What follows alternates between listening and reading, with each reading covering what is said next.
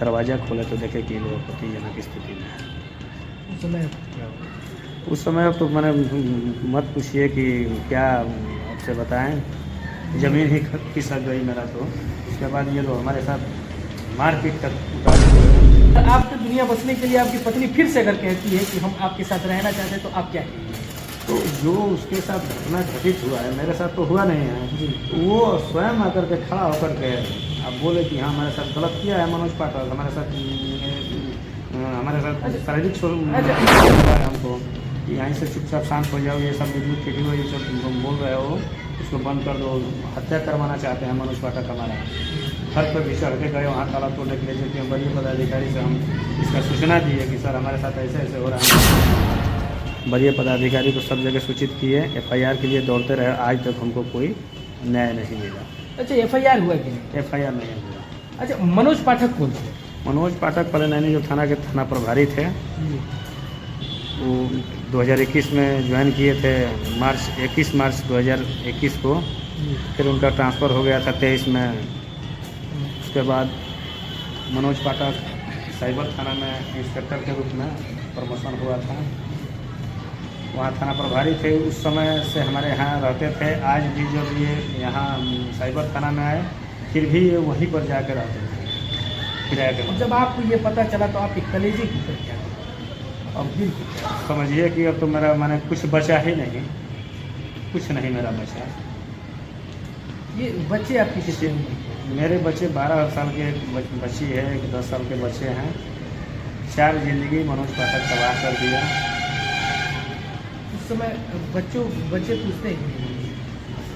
Phone भी करते हैं तो लोग बोल देते हैं कि कोई यहाँ नहीं है, हमसे भी बात नहीं करवाते हैं, ना हमारी पत्नी से बात होती है, ना हमारे पत्नी के पिताजी से कोई।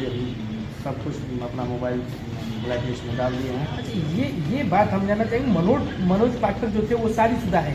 शादीशुदा है, उसका लड़का हमको लगता है कि 22-23 साल का है। मनोज पाठक का लड़का।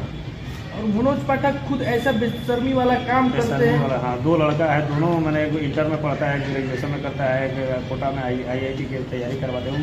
सियाना लड़का हो गया है। वो आदमी किसी का घर तोड़ दिया। ऐसे तो मनोज पाठक इससे पहले भी मुरार में घर तोड़ के आया था, दलित समाज की लड़की थी, उसको भी यहाँ लाता था, लेकिन हम लोग को शक होने लगा तो उसके बाद उसको लाना बंद कर दिया। ये वही जो काम हमारे पास हमारे साथ भी दोहरा दिया। ये जो प्रकरण उन्होंने चलाने चालू कर दिया आपके पत्नी के साथ नाजायज संबंध के रूप में, आप देखिए कि कैसे शुरुआत कहाँ से? शुरुआत हमको ये तो जानकारी नहीं था, क्योंकि एक ही घर में एक ही छत के नीचे रहते थे, 2 आदमी हम लोग थे। जब हम जाते थे घर में तो कोई ऐसा मैंने आपत्तिजनक स्थिति में कोई ना बात व्यवहार कुछ नहीं होता था।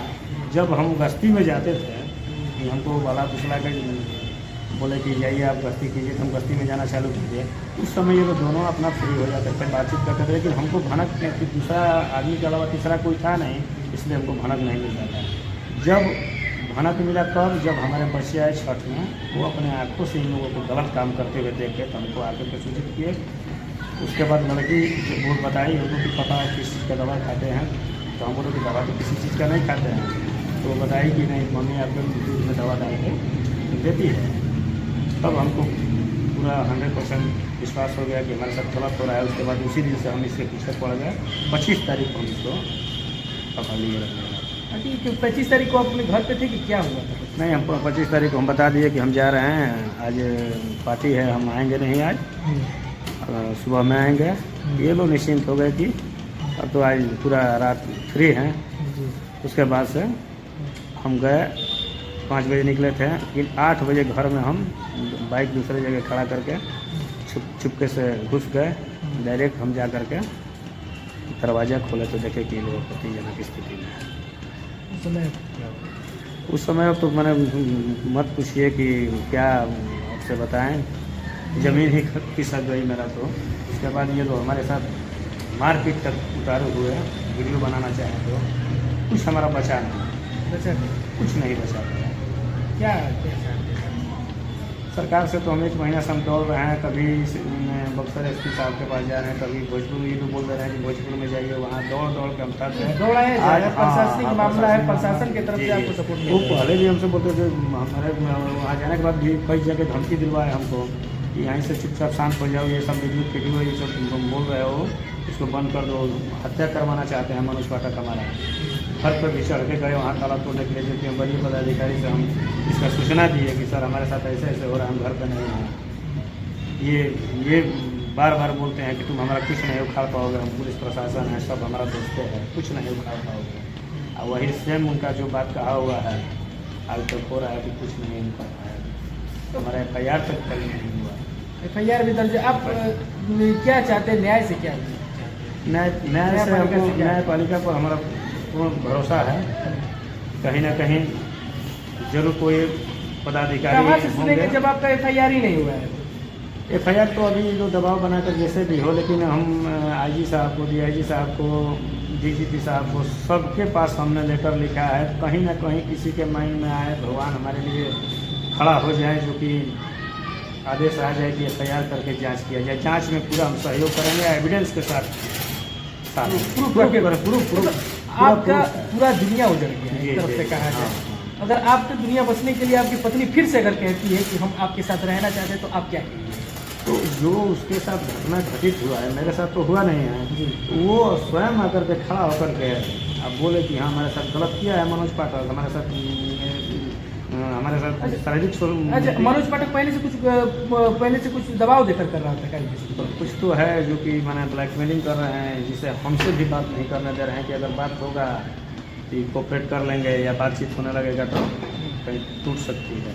इसलिए ये पूरा अपना जाल बिछा करके हमारे साथ न संपर्क में है, न बात करने दे रहा है। वहाँ जाते हैं तो बता दिया जाता है कि यहाँ तुम्हारा पत्नी नहीं है, जाइए, यहाँ कोई नहीं है। कहाँ है आपकी पत्नी मायके कह करके वहाँ से लाए हैं थाना से, लेकिन आज तक हमारे वहाँ हम जब भी गए हैं, ऐसे DSP साहब से गए हैं तो मुलाकात हुई है पत्नी के साथ, लेकिन हम जब भी जाते हैं और मीडिया के लोग जाते हैं तो वो बोल देते हैं कि कोई नहीं, हमसे भी बात नहीं हो रही है। फ़ोन भी करते हैं तो फ़ोन नहीं उठाती है हमारा।